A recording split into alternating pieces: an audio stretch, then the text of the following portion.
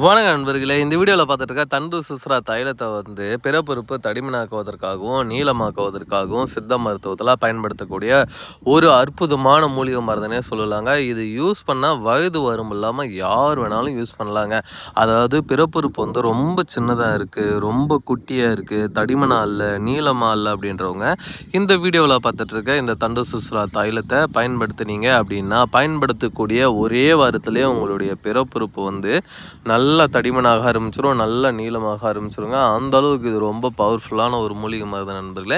இது எந்தெந்த மாதிரி பிரச்சனையை ஃபேஸ் பண்ணுறவங்களாம் இந்த தண்டு சுஸ்ரா தைலத்தை பயன்படுத்தலாம் அப்படின்றது வாங்க டீட்டெயிலாக பார்க்கலாம். அதாவது அதிகப்படியான சுயன்பம்ன்றதை நான் பண்ணிட்டேங்க. அதாவது என்னால் அந்த சுயன்பம்ன்றது ஒன்று பண்ணலைன்னா எனக்கு கொஞ்சம் கூட அந்த நாளே போன மாதிரி இருக்காதுங்க.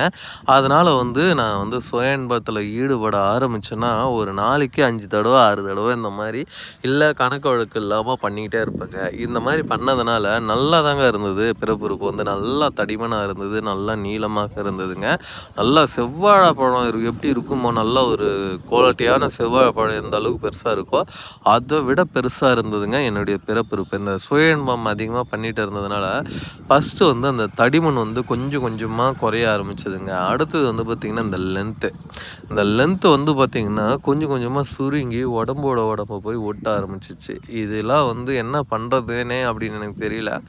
அதுக்கப்புறம் காலப்போக்கில் விருப்பத்தன்மைன்றது சுத்தமாக இல்லாமல் போயிடுச்சுங்க. நானும் போய் பார்க்காத டாக்டரும் கிடையாது. போய் பார்த்தேன், ஆணுறுப்பில் நரம்பு பாதிச்சிருக்கு, இல்லைன்னா நரம்பு அங்கே சுத்தமாக செயல்படலைங்க, அவ்வளோதான்.